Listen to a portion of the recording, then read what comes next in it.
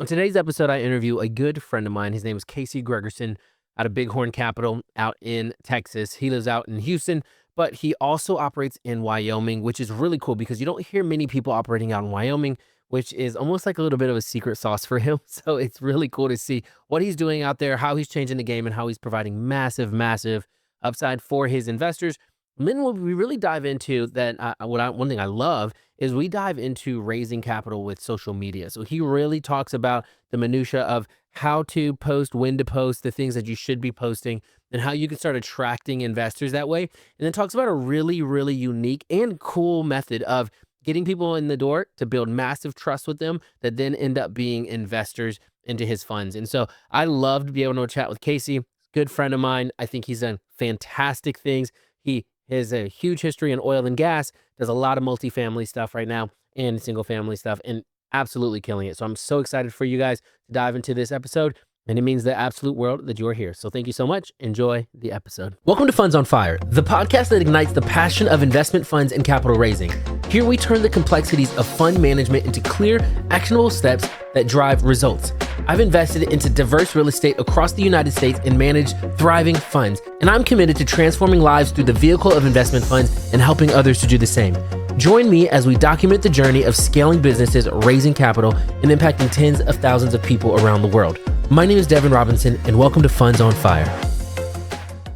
Welcome to another episode. I'm just excited to dive in because Casey is one. I think, Casey, I would consider you a good friend of mine, and I'm thankful for that, man. We have known each other, gosh, I guess around 3 years now. We're in the same mastermind, and it's funny because I feel like we've done a lot of the same things. Whenever in our mastermind, people want to ask about social media or capital raising or funds or anything like that, they either go to me or you. And it's really cool because we've been able to grow together. We continue to leverage the same things. We both love things like artificial intelligence or scaling up with social media, that raising capital, all that stuff. And then, but Casey, one thing I love about you are two things. One, I love how much of a family man you are. You always bring your family to the events. I get to meet and chat with your wife and see your kids. And then I also love just how genuine you are. You've been a really great friend to me and always so open and helpful and always so open and just a real go-giver for other people as well. And so super excited to have you on here. Talk a little bit about your past, and what you've done in the past and then what you continue to do. Because I think in our mastermind, a lot of people, they may not know. And then they also see, ours is more of a single family mastermind, but you're also in multifamily, oil and gas, things like that. So, and your funds that you're starting, running, and operating. And so I'd love to be able to chat about some of those and dive in, but really excited, man. Tell the people who you are and where you're from and what you do, man. You nailed it. All right, man. Well, I do a lot of podcasts, but nobody can quite out-top that introduction, Devin. Appreciate it, man. I know. Deserve it. You hit it well, man. Very similar paths. I think we've had similar really good mentors and people who have taught us. But yeah, a quick background is I grew up in Wyoming, but I worked in oil and gas for 12 years. That's what brought me to Houston, and actually still today live here in Houston. So a lot of people are like, wait, you're in Houston, but all your deals and all your markets in Wyoming and Montana. But it's been very intentional because that's been our niche that I love because there's not a lot of competition because we go direct to seller. We also have in-house construction and we do property management. And a lot of that's out of me being an entrepreneur and wanting to build it out and be able to control the process and really help our investors and our people that are in my funds, right? But also at times it's been out of necessity because there is a lack of contractors. There's a lack of good property management companies, right? And there's no wholesalers. I always tell this story, like I wanted to buy wholesale deals in Wyoming when I was working and doing deals in Texas, but there wasn't any. So we're like, all right, let's go figure it out ourselves. That's awesome, man. And I think everybody, because you always are the only person doing anything in Wyoming, and so that's really a competitive advantage for you because you're the only one doing it out there. And one thing I know too, because we've talked about this in the past, is that actually has generated, I think, almost even accelerated your growth into other assets because of the fact that people would come to you and they'd say, "Hey, I see you doing this thing. Either want to partner on this? Have you thought about this?" Some of the, things like that. Have you felt like that's been to your advantage? Absolutely. Yeah, man. And just leaning into content over the last several years, right? I remember we made that conscious decision 4 years ago. We're like, hey, we're going to be consistent. We're going to really do this. And one example I would love to share is it was in Laramie. This is a town where it's where I bought my first rental property in 2010. in a smaller kind of community. It's where the University of Wyoming is, the only 4-year school in Laramie, and it's really tight, right? Like when I was the first wholesaler there, like there was a lot of pushback. There still is this day, right? People don't understand what we do, and anyway, that's a different subject. But point is, like I had one of the like this is like the leading like land development guy. He's actually has a surveying company, an engineering company there in Laramie, and he reached out because he had seen my content, and it was so cool because like this was a guy I was like, man, this if I had to reach out to him on a couple other jobs, and I was just trying to get his attention and get his help. Well, all of a sudden he comes to me one day. He's like, Casey, we need to get on a call. We need to talk. And we got on this call, and he's like, Casey, there's so many opportunities here in Laramie where they need, like, there's not enough developers. There's all these people and businesses that want to come into Laramie, but there's not enough capital. And I don't know how to put this together, but I see what you're doing on social media. He's like, dude, how do we work together? How do we go develop? Because he was already working all these deals from the land entitlement to like the construction. But he just is like, I need somebody like you, Casey, that thinks bigger, and we can go put this whole project together. That's cool. And that's cool because I think ultimately it comes down to the connections, right? It's not what you know, it's who you know, which I think is just the most important part of it. And so it's so interesting because like when we look at your past, right? So you grew up in a small town in Wyoming, and I was reading your bio because I like to make sure we top that up. I'm actually pretty curious because you were a quarterback on a state championship football. Is that right? Yep. Yeah. Got it. So, and you also did the whole like math thing. So where do you see? Because like what I think is, I think there's a ton of connections and intersections between athletics and then just like excelling at a high level in business. But then also having like that math experience where you did all that stuff. Where do you see that stuff translating, and how's it shaped your approach to business and investing? Yeah, it's kind of funny. It makes me think about like when I was doing my college interviews or it was actually to interview for Shell, which was my first job out of college. And I remember them like they would go through all these interview questions and everybody's all nervous. But when I got in there, I just started sharing all these stories from like playing football, right? And Yeah. being on a team. And I played quarterback, right? I was one of the leaders on the team. And I was able to draw from all these stories and like the interviews, like I just nailed them.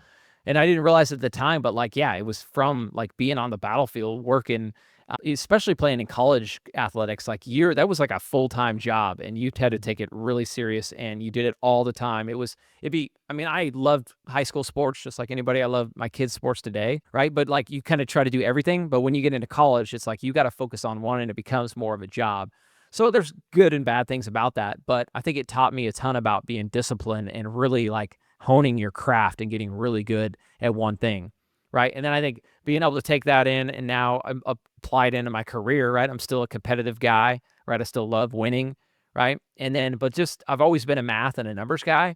Mhm. And I don't know. Yeah, I think it's probably been a little bit of my unique advantage is like, hey, I'm a competitive, athletic, personable guy and know how to lead teams. But just by nature, I love math and I love numbers and I love spreadsheets. So I don't know. It's kind of my And they just jam. add up. And I think Right. like I really do think that's a really good because there's a lot of risk analysis that goes into being a quarterback too. Like you have to go through your not your projections. You have to go through your progressions. You got to look through these things, and so you're like, okay, nope, that's covered. That's covered. Let me look down my next progression. And so you're always seeing ahead, like looking ahead at what's to come. And I think that's interesting because you mentioned, I think you said you worked at Shell Oil Company, and so if you spend around like a decade with one of the largest players in the industry sector, like what key lessons about capital allocation, risk management did you take from a corporate environment into your own funds with oil and gas and even into the real estate stuff that you're doing? Yeah, man. So many parallels. And last thing back to the quarterback thing, I think about it a lot. Like I even talk to like my kids when like they're playing the position. I'm like, there's not a more cerebral position in all of sports. And Yeah. it's kind of cool looking back on it to where like just even like the preparation for games and the amount of film you watched and how you understand it. And then when you watch people that do it at a high level, it's different than anything else. And I don't know, I love it that now you get to take those lessons and apply it to business. Yeah. But back to these learnings with Shell, absolutely. In corporate America, like so Shell as an engineer, as a drilling engineer, so our job was to go drill and frack Okay, these hey, wells. time out really quickly. So I just got done watching Landman and I'm like hooked. I'm like, this is awesome. I think of myself, I'm like, I want to go invest in some oil and gas. This seems very, very interesting. How close is that show to like what it actually is? Because you're talking about like an engineer, and I'm very curious if you've seen the show, what character would you closely relate to as far as like what you did for Shell?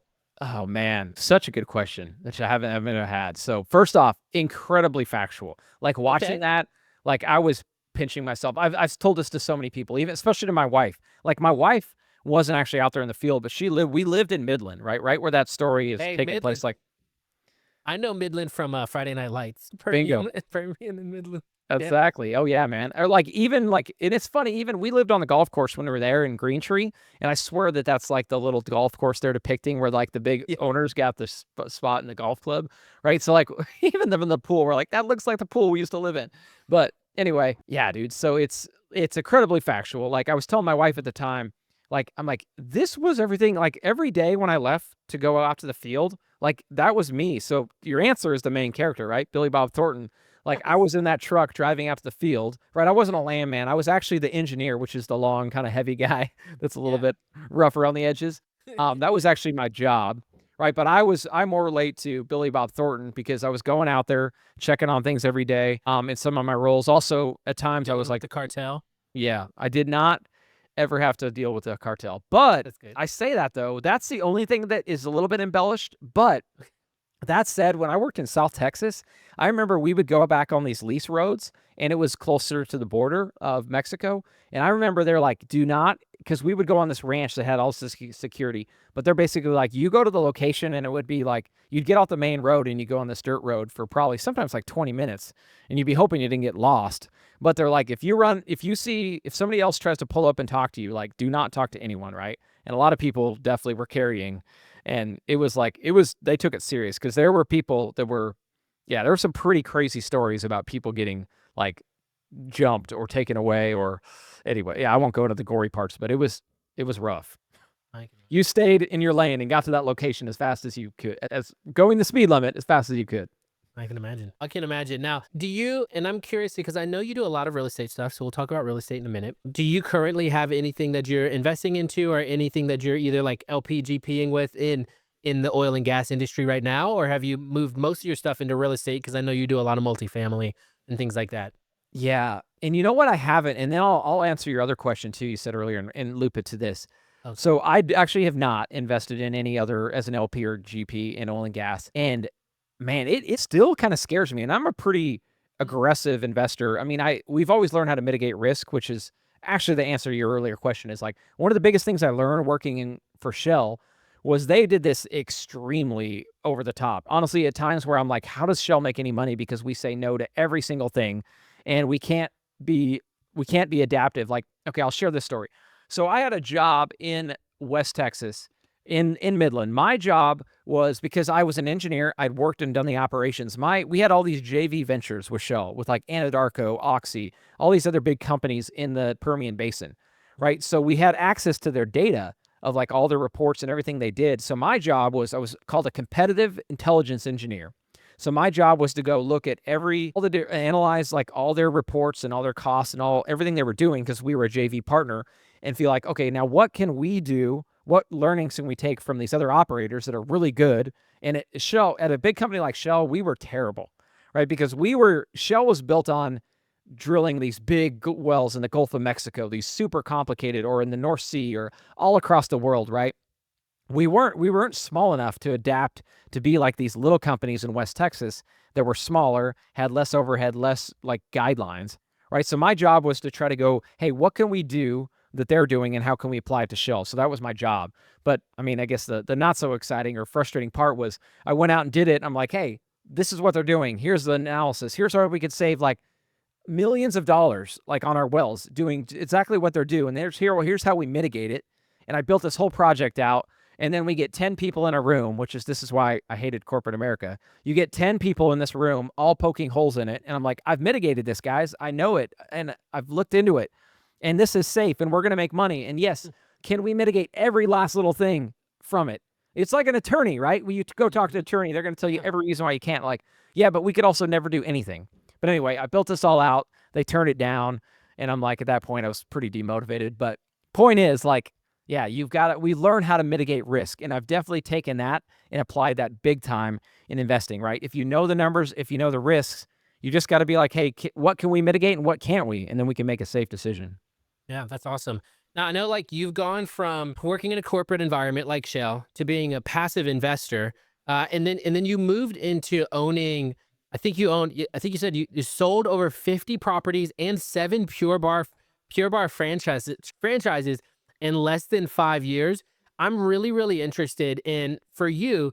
Franchising isn't typically associated with like fund managers or what they had. You've bought and sold those franchises. What did the experience teach you about turning around distressed assets like single family and franchises? And how do you apply that to like the real estate stuff that you do now as you go into multifamily and even just what you've been currently doing? Because you've gone through the risk mitigation, you've learned a ton in that sector, and then now you've almost like it seems like you almost went in a completely different area.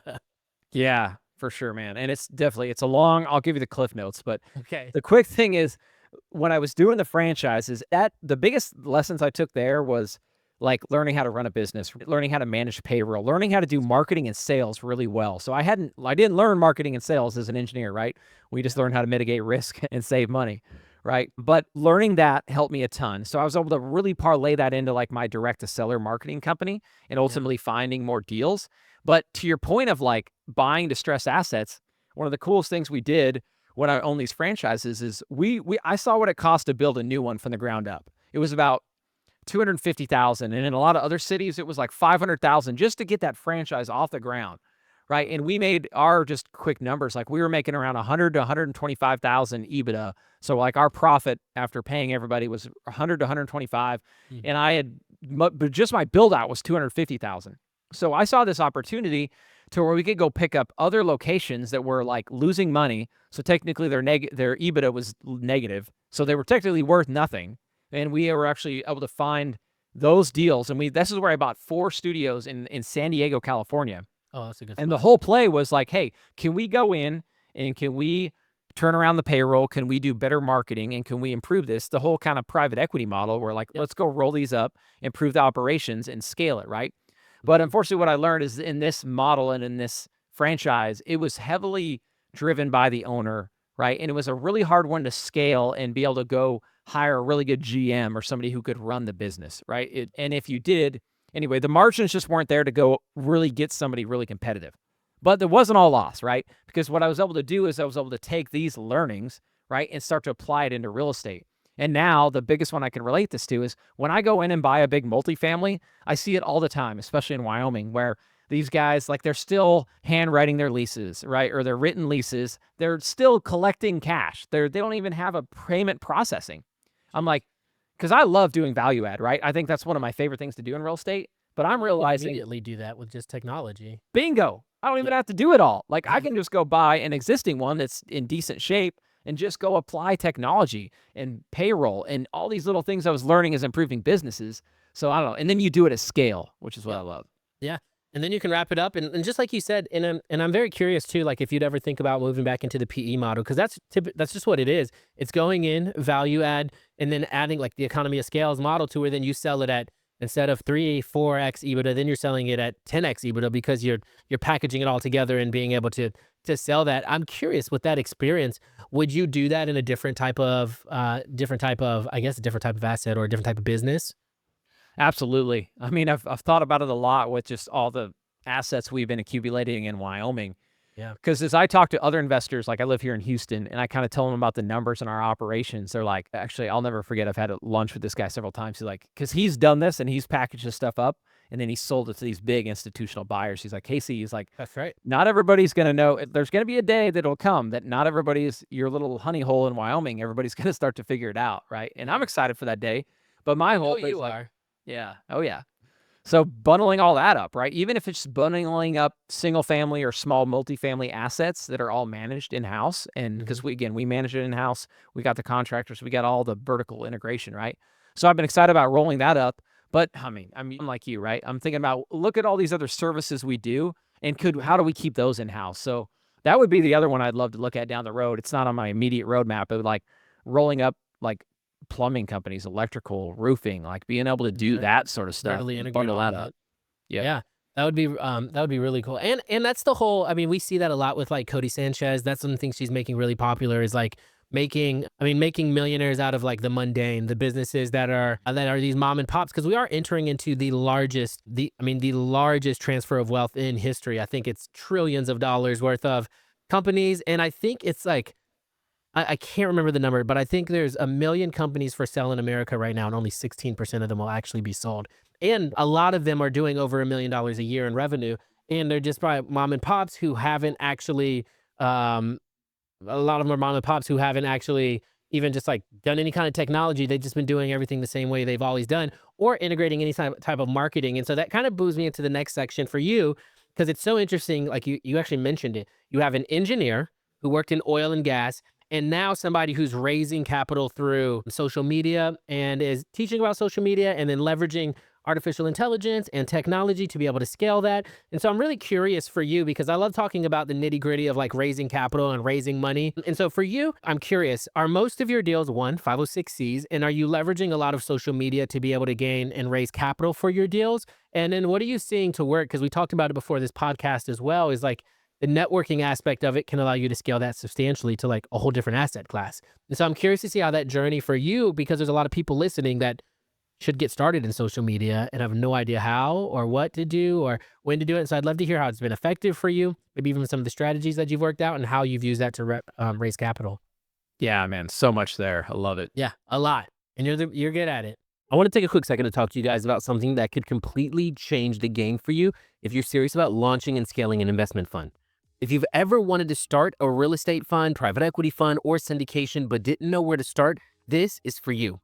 Fund Founders is giving you free access to Foundations 101, a step-by-step course designed to help you to structure your fund the right way so you stay SEC compliant, raise capital like a pro even if you don't have a network yet, scale your fund without constantly chasing investors, and avoid costly legal mistakes that could shut you down.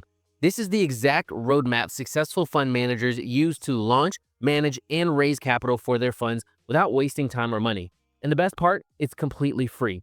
Go to fundsonfire.com/founders or click the links in the notes to get instant access to the Fund Foundations 101 course. Don't miss this if you're serious about raising capital and growing your fund. This is where you start. Again, that's fundsonfire.com/founders or click the link in the notes. Now let's get back to the show. The quick answer is, yeah, we're a 506C, so we can market toward accredited investors. And that's always a hard decision too, right? Because like there are a ton of people that are coming to me through social media. They're not accredited, right? So we've found different ways to balance that.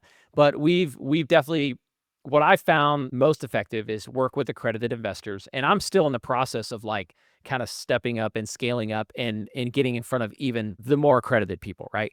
But first off, let's just start with maybe the basic is, yeah, just being consistent on social media and talking about what we're doing and showing it right and doing, as I mentioned, I started doing that consistently several years ago, and we got really intentional about it. It's obviously here's maybe the best example of how it pays dividends for anybody who's thinking about it and maybe on the fence is when you go into like an investor call, right? So if you're going to raise money, typically you'll get an introduction, or maybe the lead comes from, who knows where your lead comes from? We're in a referral, maybe you watched an ad. But or maybe it's just an introduction, and I've been doing this for years, right? But when you go on that investor, that initial call, right? Typically, like it's a long process for like, hey, they get to know you, then they start doing their due diligence, and there's just this process, right? Very rarely do you have somebody come up at where you have a lunch and they're ready to write you a $100K check after lunch. Like, hey man, let's go. Where do I wire the money to? I mean, it happens sometimes, but just in general, that's not usually how it goes.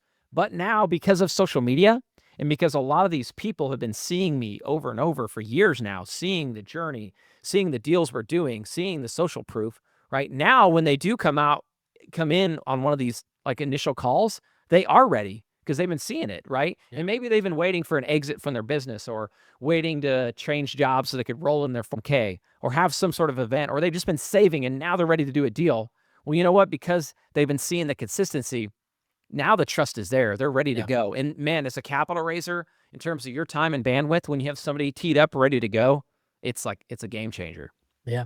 How are you? So you mentioned, and I love this, you mentioned people kind of already know you coming into the meeting. Other than, and I think it is enough to just do social media and be fine. How are you bringing them into your ecosystem? Because I know like one thing that's great about you is, and we like to think about a lot of times too is like, how are we capturing people's attention, keeping their attention, and not just keeping their attention. Here's the big differentiator that I think people don't think about, but you and I think about as marketers. How do we own their attention? Because if it's just on like Facebook, it's just on Instagram, we don't own their attention. We're at the mercy of an algorithm. We're at the mercy of Zuck, right? Like we're at the mercy of Elon Musk and whatever he decides he wants to do. Like those are the things that can take. But how do we own their attention through bringing them into our ecosystem of like an email list, and then nurturing them, so then when they do come in, they're like, I feel like I know so much about you because of been following you for so long, and you've kept them in that ecosystem. Are you doing anything like that, to be able to draw them in and keep them?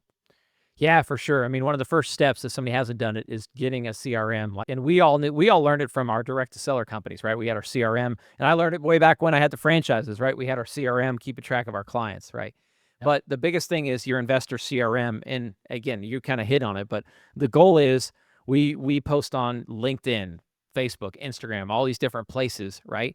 But our goal is to get them from there, from our DMs or from our posts into our mailing list, right? Another thing I've done is it been a kind of a good little funnel for me and to good people to get to where I can actually stay like in constant, keep their attention, right? Is I have our passive investing playbook, which a little play on words from playing Oh, football nice. and doing and being in real estate. And really I've positioned it as like, this is the lessons I've learned in the last 15 years of doing deals in real estate. Like I just recorded a bunch of videos for free that people can come in, download that and get in and just start watching, right? And I've got like I kick it off with like a little avatar series where like, hey, because everybody's different, right? Some people want to go in and they want to be fix and flippers like us, right? Or maybe they're like, no, forget that. I want to buy turnkey. I want to buy a rental, but I don't want to have to manage it. But I want to own the asset, right? And then the third one is typically people are like, I don't want to own the asset. I don't want to worry about financing it. I just want to be passive. I want to be able to give you 100K and you go make a return, right? Yeah. So I have a little avatar series where it's like, go watch that first to figure out which one of those three are you, and based on that path, now you can go start learning more and getting more educated. And that's the last one, Devin, is like, I've just found, and I know we've learned this from Lance Peterson, who's been a great mentor. Mhm.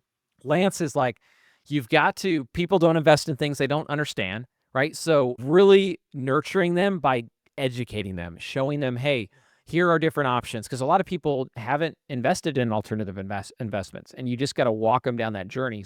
One of the best ways to do that is to teach them and show them. And some of these people might go do it themselves, and that's great. Maybe we could partner on a deal, or they could go buy something turnkey. But a lot of people will go through that and realize this is a lot of work. But now at least I'm more educated. I feel more comfortable. And then now you've built all that credibility because you're the one that have shown, hey, this is my process. This is how we do it. It makes it a ton of trust is built doing that. Yeah, and you've mentioned, you and I have talked about this previously, but you've mentioned that's kind of a big goal of yours too. It's like, sure, right? Sure, you can raise capital, and then you can invest their money. But I think you have a much bigger why and a bigger goal that you want to achieve when it comes to helping people with that goal of having, investing passively. And I'd love for you to talk about that a little bit, because I think that also plays into, honestly, it plays into your marketing, because then it Mhm. builds up a ton of trust. And then if they're going to put money somewhere, of course they're going to put it with you because they trust you, like, know, and trust you. Absolutely, man. I could share some longer stories, but I'll keep it. I'll keep the short stuff. But it really came down to think about Landman, right? If you guys have watched the series, think about when they depict it really well about they're always away from their family, or they're always having to say work first. I got to make money in the oil field, honey, first before I come home, right? Mm. I experienced that, and I asked myself that question years ago. I'm like, but what if I didn't have to be out here in the oil field away from my family? What if I didn't have to work in this volatile industry that's up and down and there's always layoffs, right? And I think everybody can relate to this in any industry, especially when it comes to being away from your family. But that's something I asked myself over and over, and it drove me to start hustling, to start buying rentals, right? Nice. And start doing fix and flips. And I totally recognize I took it on the extreme. Like I wanted to build out a big company that could do it all. But as I built all that out, what I found was, and it was really in conversations talking to other people that were in those same shoes, right?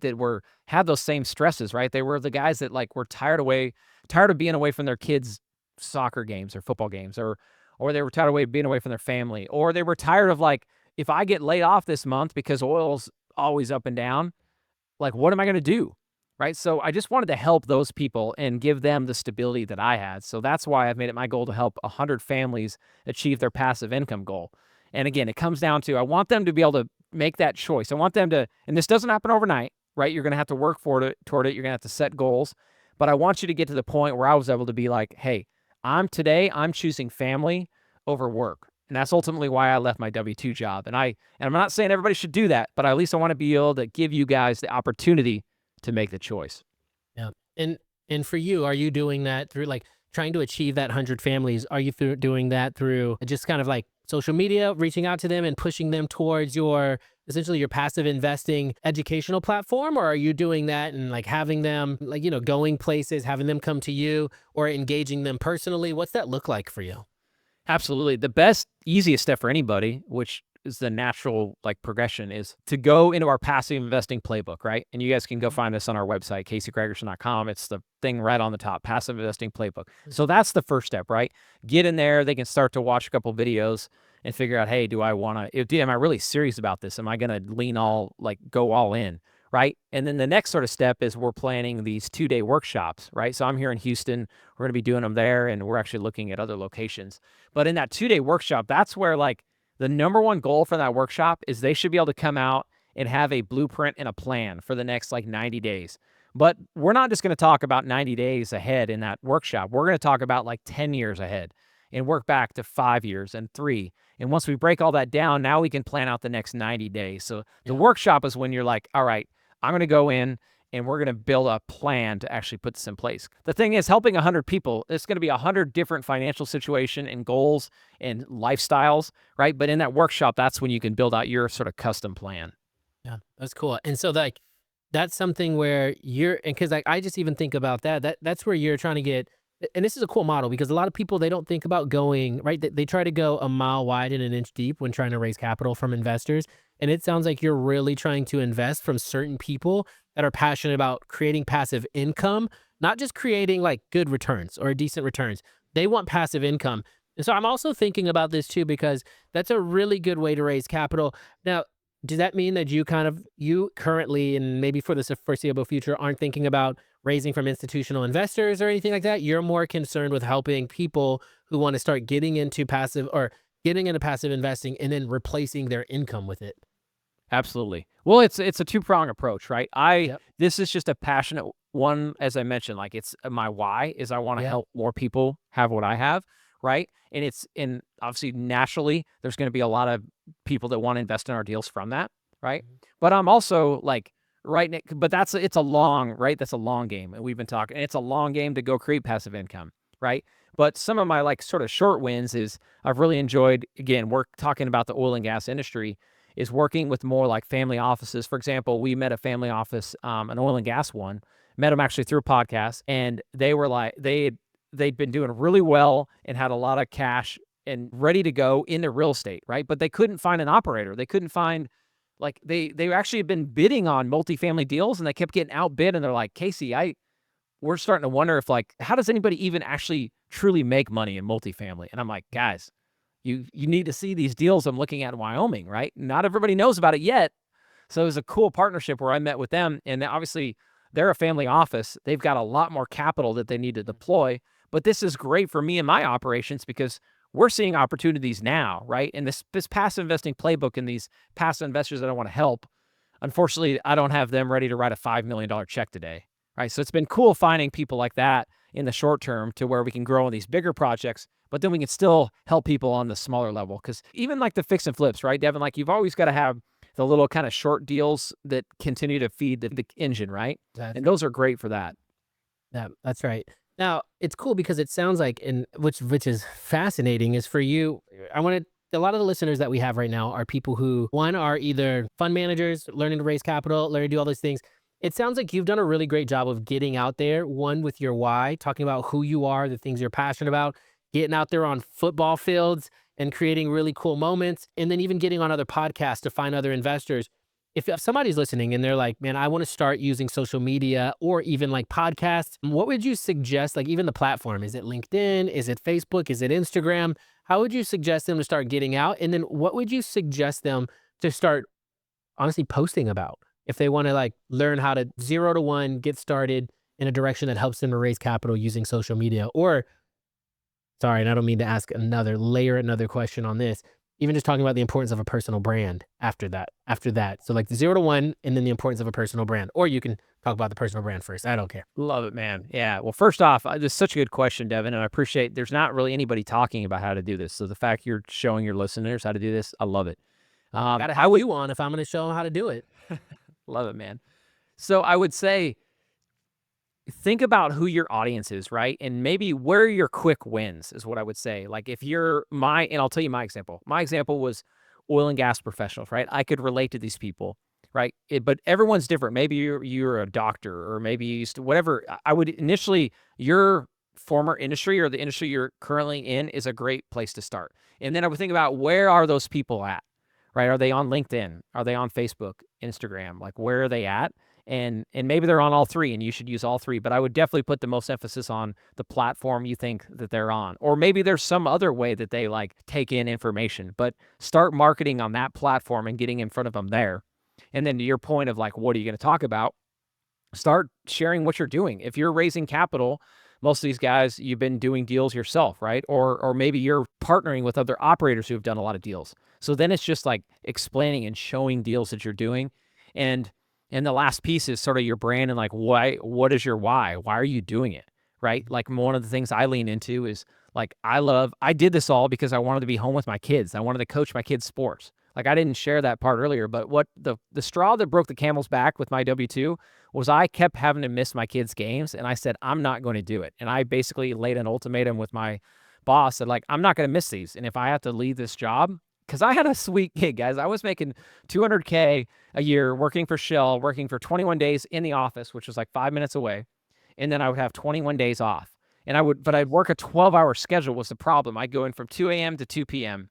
But during that, or sorry, 2 p.m. to 2 a.m., but I would miss all my kids' stuff, right? Yep. But I was working half the year. I was getting all the bank financing I need because I had the W-2, had this really cush, easy job, but I wasn't there for my kids' games.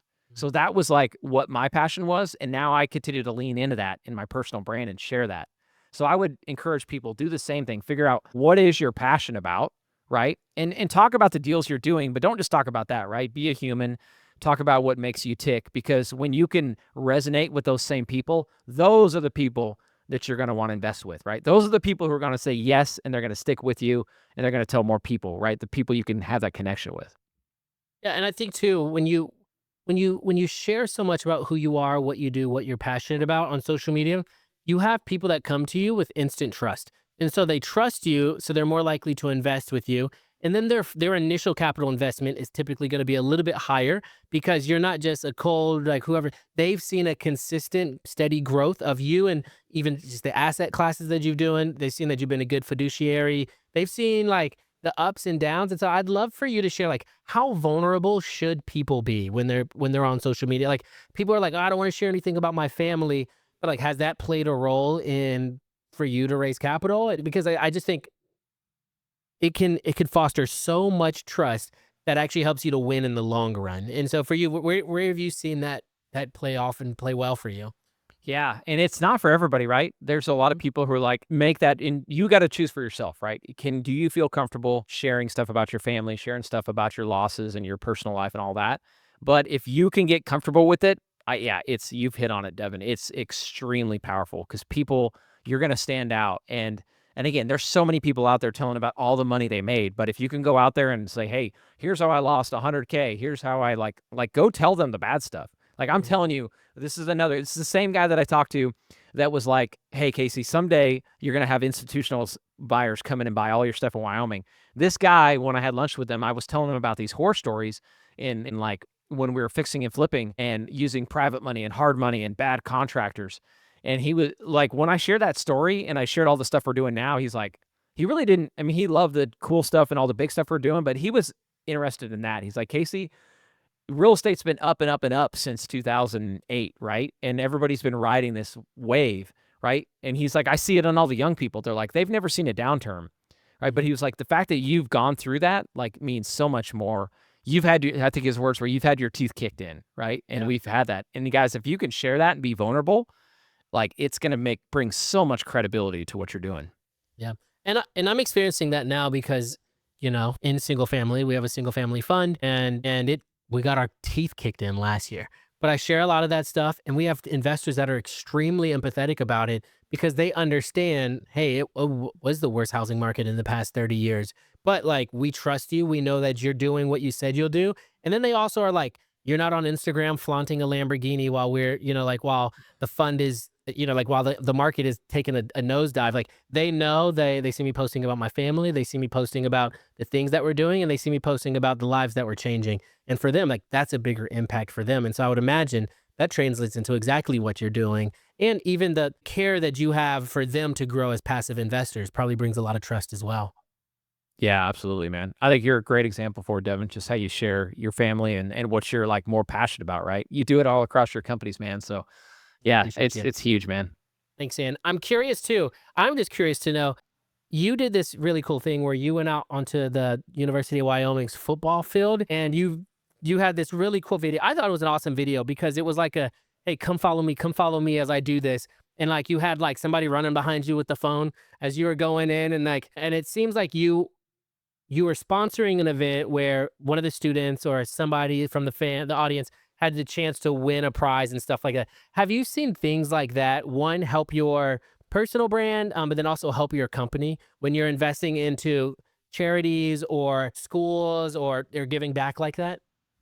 Yeah, absolutely. That was a fun one too. And again, it's a cool thing where you can also give back to something you're passionate about, right? I graduated from the University of Wyoming, like grew up watching those games, grew up going to those football games and being able to go to the game, be able to take my son with me, and we got to go out on the field and be a part of that event where a fan was going to throw a football through a house for 50,000, right?